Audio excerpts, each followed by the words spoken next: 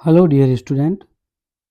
आज हम स्टडी करेंगे कक्षा 12 इतिहास का जो 5वां अध्याय है उसके महत्वपूर्ण क्वेश्चंस के बारे में।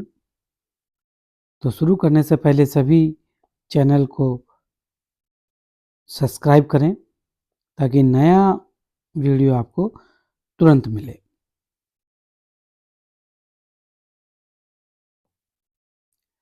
पहला क्वेश्चन है, अल बरूनी का जन्म कहाँ और कब हुआ? सही उत्तर है उज्बेकिस्तान के ख्वारिज्म में 973 ईस्वी में।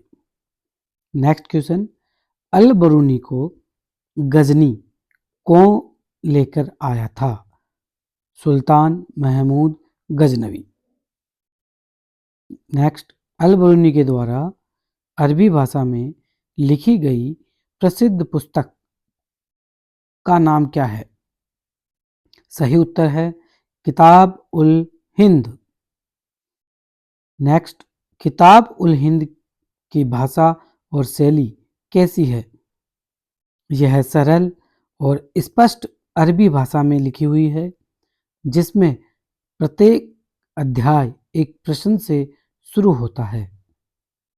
नेक्स्ट क्वेश्चन, अल बरूनी ने भारत को समझने के लिए किन भाषाओं का ज्ञान प्राप्त किया था? सही उत्तर है संस्कृत, अरबी और फारसी का।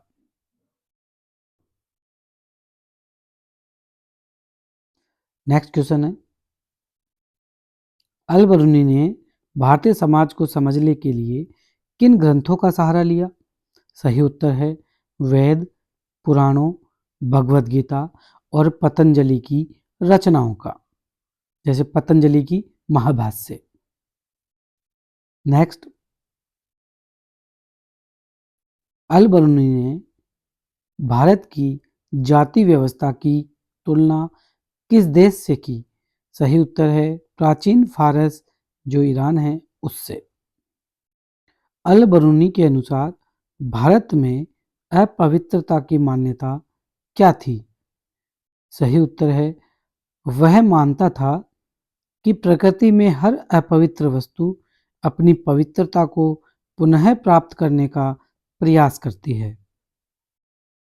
नेक्स्ट क्वेश्चन, अल बरूनी ने ब्राह्मणों द्वारा रचित किस व्यवस्था को मानने से इनकार कर दिया? सही उत्तर है अपवित्रता की धारणा या अस्पृश्यता को। नेक्स्ट क्वेश्चन, इब्न बतूता कहाँ का निवासी था? सही उत्तर है मोरक्को के तंजीयर नामक स्थान का। इब्न बतूता के यात्रा वृत्तांत का क्या नाम है? सही उत्तर है रिहला जो अरबी भाषा में लिखा हुआ है। अगला प्रश्न, इब्न बतूता किस सुल्तान के काल में भारत आया था?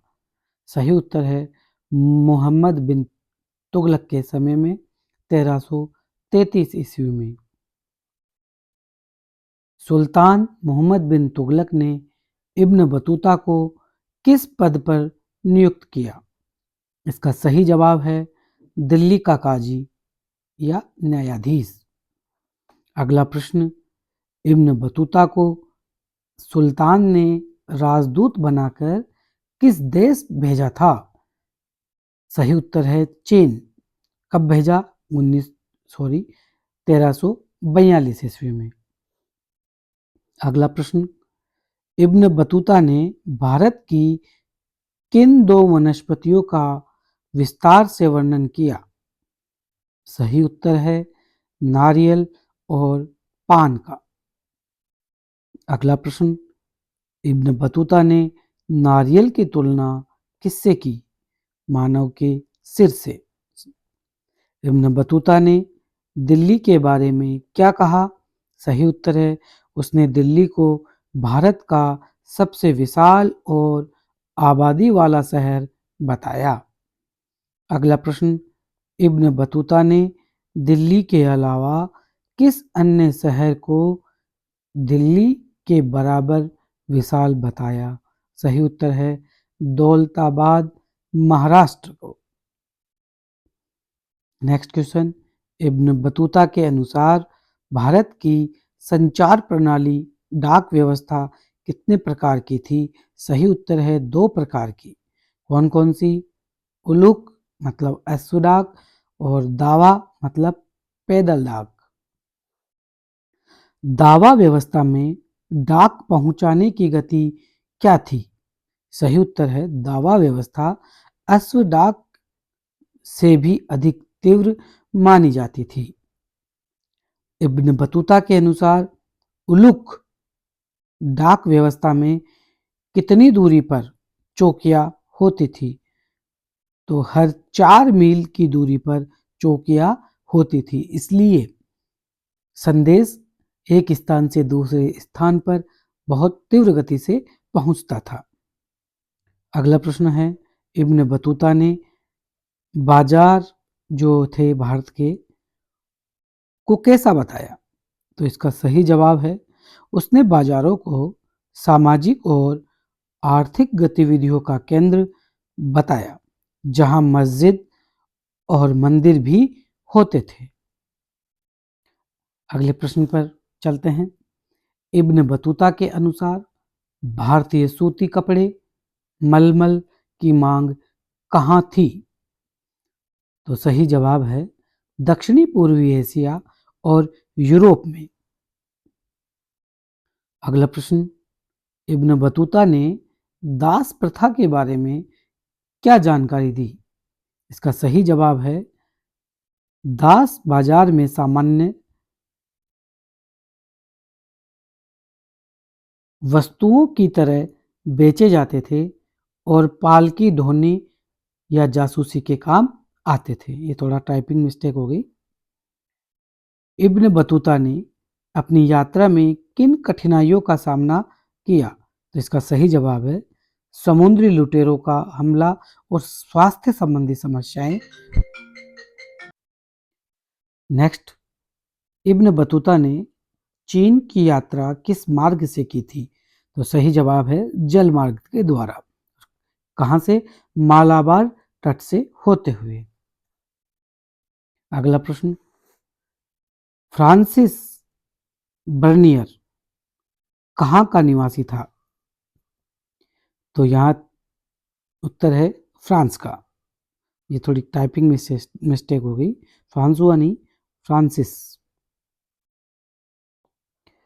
बर्नियर भारत में कितने वर्षों तक रहा? 12 वर्षों तक, 1656 से 1668 तक।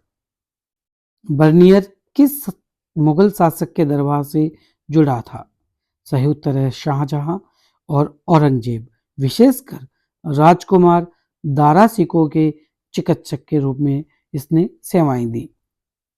बर्नियर की प्रसिद्ध पुस्तक का क्या नाम है? सही जवाब है travel in the Mughal empire. Bernier ने अपने वृतांत किसको समर्पित किए थे? सही जवाब है फ्रांस के सम्राट लुई 14वें को। नेक्स्ट, बर्नियर ने भारत की तुलना किस क्षेत्र से की? तत्कालीन यूरोप से। वह हमेशा भारत को यूरोप से हीन दिखाने की कोशिश करता था। अगला प्रश्न, बर्नियर के अनुसार मुगल साम्राज्य में भूमि का स्वामित्व किसके पास था? सही जवाब है सम्राट या राज्य के पास। अगला प्रश्न, बर्नियर ने निजी स्वामित्व के अभाव को क्या परिणाम बताया? सही उत्तर है इससे कृषि का विनाश हुआ और समाज दरिद्र हो गया। अगला प्रश्न, बर्नियर ने मुगल सम्राट को क्या कहकर पुकारा? भिखारियों और क्रूर लोगों का राजा। अगला प्रश्न, बर्नियर के अनुसार भारत में कौन सा वर्ग नहीं था? इसका सही जवाब है मध्यम वर्ग। शिविर नगर से बर्नियर का क्या तात्पर्य था? वे शहर जो राजकीय शिविर के आगमन के साथ बनते थे और उनके जाने पर उजड़ जाते थे। बर्नियर ने भारतीय कारखानों के बारे में क्या लिखा? इसका सही जवाब है, उसने बताया कि कारखानों में शिल्पकार कठिन परिश्रम करते थे, लेकिन लाभ शासक वर्ग को मिलता था। अगला प्रश्न, सती प्रथा का विस्तृत वर्णन किस यात्री ने दिया है? फ्रांसिस बर्नियर ने। फ्रांसिस बर्नियर ने। बर्नियर ने सती प्रथा के बारे में क्या हृदय विदारक दृश्य देखा? उसने एक 12 वर्षीय बच्ची को जबरन सती होते हुए देखने का वर्णन किया। बर्नियर ने भारत के नगरों को क्या कहा? उसने उन्हें उत्पादक नगरों की बजाय परजीवी नगर माना, जो सेना पर निर्भर थे। अब्दुल रज्जाक समरकंदी कहां से आया था? हेरात, अफगानिस्तान से। अब्दुल रज्जाक ने किस दक्षिण भारतीय साम्राज्य का दौरा किया? सही उत्तर है विजयनगर साम्राज्य का। अब्दुल रज्जाक विजयनगर के किस हिस्से से सबसे ज्यादा प्रभावित था? तो इसका सही जवाब है विजयनगर साम्राज्य की किलेबंदी से। मार्को पोलो किस देश का यात्री था? सही जवाब है इटली, वेनिस का। निकितिन किस देश का व्यापारी था? सही जवाब है रूस का। मनुची कौन था?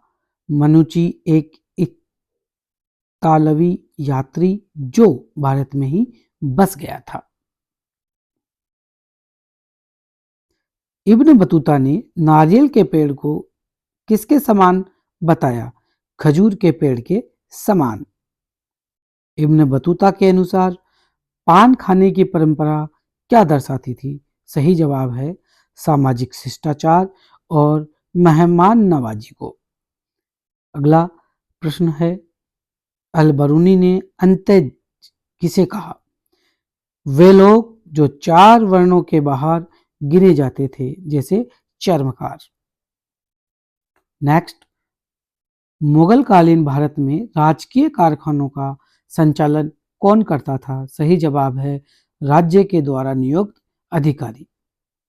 अल बरूनी ने ब्राह्मणों के अनुसार जीवन के कितने चरण या आश्रम का उल्लेख किया? सही जवाब है 4। ब्रह्मचर्य, गृहस्थ, वानप्रस्थ और सन्यास का। इब्न बतूता के अनुसार कौन सा शहर व्यापार के लिए प्रसिद्ध था? सही जवाब है ताराबाद। दौलताबाद में गायकों के लिए प्रसिद्ध यह बाजार था। बर्नियर के अनुसार भारतीय व्यापार से सोना चांदी कहाँ आता था? भारत में। दुनिया भर का सोना भारत में आकर जमा हो जाता था। अगला प्रश्न, मध्यकालीन भारत में कृषि उत्पादन अधिक होने का क्या कारण था? मिट्टी का उपजाऊपन और वर्ष में 2 फसलों का होना। अगला प्रश्न, अल बरूनी के अनुसार हिंदुओं में जाति व्यवस्था का आधार क्या था? सही जवाब है जन्म। बर्नियर ने भारत के किस क्षेत्र को सोने का जाल कहा? सही उत्तर है बंगाल को, व्यापारिक समृद्धि के कारण। अगला प्रश्न, यात्रियों के विवरण को इतिहासकार क्या मानते हैं? सही है उत्तर सामाजिक इतिहास के पुनर्निर्माण का महत्वपूर्ण स्रोत। अगला प्रश्न, अल बरूनी ने भारत के किस ज्ञान को दुनिया में फैलाया? इसका सही जवाब है भारतीय खगोल विज्ञान, गणित और चिकित्सा शास्त्र को। नेक्स्ट क्वेश्चन, इब्न बतूता ने यात्रा को पुस्तकों से बेहतर क्यों माना? क्योंकि वह अनुभव से सीखने में विश्वास रखता था, इसलिए उसने यात्रा को पुस्तकों से बेहतर माना। ख्वारिज्म वर्तमान में कहाँ स्थित है? उज़्बेकिस्तान में। अल बरूनी को किन किन विषयों का ज्ञाता माना जाता था? तो सही जवाब है धर्म, दर्शन, खगोल विज्ञान और तर्कशास्त्र का। इब्न बतूता के विवरण से हमें क्या पता चलता है? तो इसका सही आंसर है मध्यकालीन भारत के समाज, संस्कृति, अर्थव्यवस्था, प्रशासन के बारे में महत्वपूर्ण जानकारी प्राप्त होती है। जिम्मी शब्द का क्या अर्थ है? वे संरक्षित लोग अर्थात गैर मुस्लिम जो जजिया कर देते थे, जिम्मी कहलाते थे। इब्न बतूता ने गायकों के बाजार को क्या नाम दिया? ताराबाबाद। बर्नियर ने मुगल सेना के बारे में क्या टिप्पणी की? उसने कहा कि सेना में अनुशासन की कमी है और यह बहुत विशाल लेकिन अकुशल है। किस यात्री ने कहा कि भारत के गांव गंदे और बदबूदार हैं? इसका सही जवाब है बर्नियर ने। और ऐसा क्यों कहा? अपने पूर्वाग्रहों के कारण, क्योंकि वो भारत को यूरोप से पिछड़ा मानता था। अल बरूनी ने अपनी रचना में, किताब उल हिंद रचना में भारत का क्या वर्णन किया? उसने भारतीय समाज, धर्म, दर्शन, खगोल विज्ञान, गणित और जाति व्यवस्था का गहन अध्ययन प्रस्तुत किया। लास्ट क्वेश्चन, बर्नियर की पुस्तक यूरोप में कौन सी भाषाओं में अनुवादित हुई? इसका सही जवाब है अंग्रेजी, डच, जर्मन और इटालवी भाषा में। डियर स्टूडेंट, ये 5वां पार्ट था जो कंप्लीट हुआ है और आप इसको 2 से 3 बार, फिर मैं आपको बार बार बता रहा हूँ, 2 से 3 बार इसका स्टडी करें इस पार्ट की, और इनको बार बार सुनना है। पढ़ तो आपने लिया पूरे साल, बस इस वीडियो को आप 2 से 3 बार अच्छे से सुने। पहली बार सुने तो नॉर्मल स्पीड में सुने, दूसरी और तीसरी बार जब आप सुने तो स्पीड को थोड़ा बढ़ाकर सुने। निश्चित रूप से आपको ये याद हो जाएंगे और रिवीजन में आपको बहुत मदद करेंगे। Thank you. चैनल को सब्सक्राइब जरूर कर लीजिएगा ताकि नया वीडियो आपको जल्द मिल जाए। Thank you so much.